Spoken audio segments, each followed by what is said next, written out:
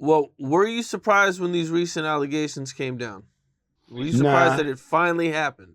I wasn't surprised because you could tell a lot about a person by the way they treat people, period. You understand? So I wasn't surprised. I just knew that, everything that comes up must come down. I was waiting patiently for, not saying that I was waiting for him to fall or waiting for the fall of him, but I was I was actually waiting on the day that he actually woke up one and said that, you know what, he wanted to decide to give his life over to good. Or, I want to try to do better as a human being. I want to be a better friend, things like that. I know that I was the owner of the Bad Boy label and you was an artist. I want to call and check up on you to see if maybe you eating, to see if your family's okay, see how life is. I want to check up on you as a friend. To have a call like that or a change of heart like that would have meant a lot from somebody like him. But to be rich and or a billionaire and selfish, it's like, how in the world can you be a selfish billionaire when everything that you have, people helped you get? And then you turn around and then say, he's nothing but all of the business he did on MTV with Danity Kane, Day 26, all of the G-Dep, he's all of the Black Rob, he's all Biggie, he's all Faith Evans, Carl Thomas, he's all Hood Fellas. He's all Tammy. He's all Little Jerome. So everything that he's all in one.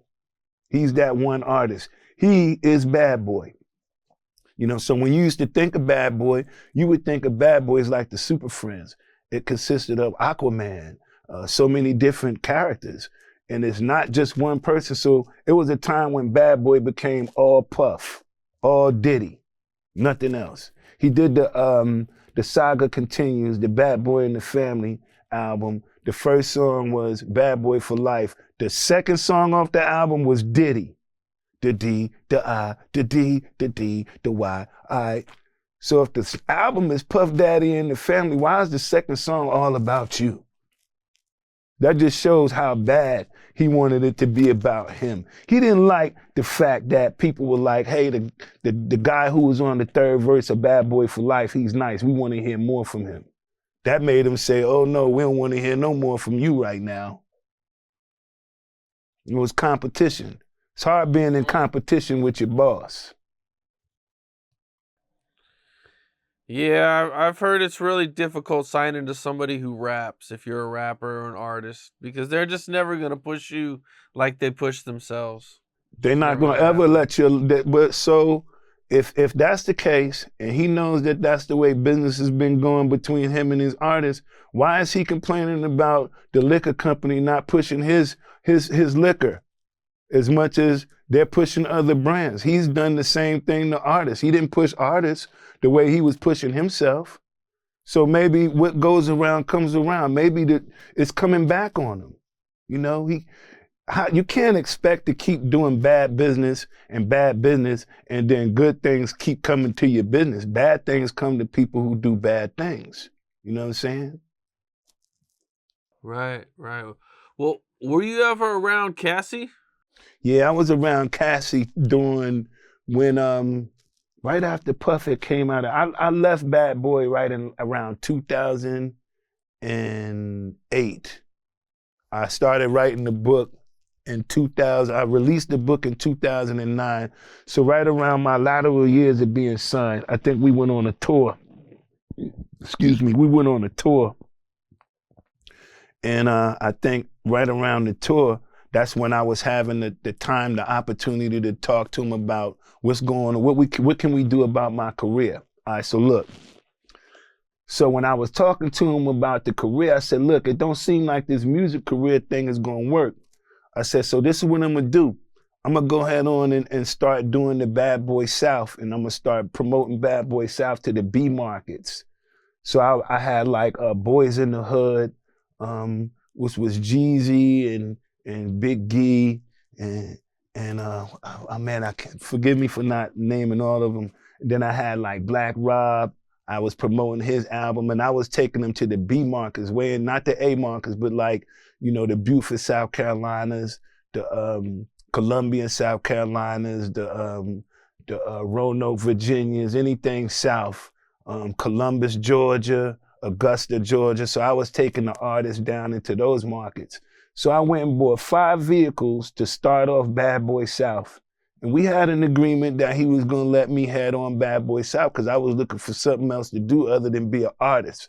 Well, that didn't fall through, and I wound up being stuck with 5 vehicles, 5 car notes. I wound up having to give these vehicles away to other people who just agreed to pay the car note. So I was left stuck with the short end on that deal. And that was just something that I was trying to do to move on in the music industry and say, you know what, if I'm not gonna have this career as an artist, at least give me the opportunity to be a part of the business. That didn't work. That didn't work. Okay, so Cassie, did you ever see anything when they were together? Like, did you notice their relationship being off, or did it ever seem violent at times? You know, the only thing I really ever looked at was like, dang, I always looked at like, what if she just came to him because she wanted to be an artist and she thought that she can sing and he thought that she was beautiful, and instead of entertaining what her dreams were about in her eyes, he wanted to date her and made her his girlfriend.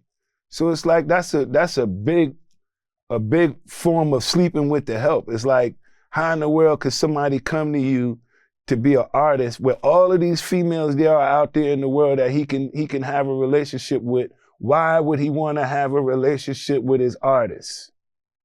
Right? So then now that's a control thing. Now he's going to control his artists. In order for you to have this video, you're gonna have to do this. In order for you to have this watch or this ring, you're gonna have to do this. So I did see a lot of the females that had relationships with him from, I seen him with Kim. I seen him with J-Lo. I remember Kim and J-Lo's relationship with him because I remember when he started dating J-Lo, that's when we used to have land phones and stuff, and he used to call me at the house because I used to live at the house in New York, his old apartment, and then he had moved into another spot with J-Lo, but he'll call me and be like, Mark, take the phone off the hook in case Kim be calling. So I take the phone off the hook so the phone just be busy all night, you know, and then he was dating with J-Lo. That's when he was dating her. But as far as the relationships, I seen him go through the relationship with Kim. I seen his arrogance in the relationship. I seen violent times with him in his relationships, not just with Kim, where I seen him in all of his relationships, if you ask me. But then that's something that sometimes is typical in relationships. You know, I'm not saying that arguments is something that we get used to, but it just happens. It happens in a lot of relationships, mine, yours, his.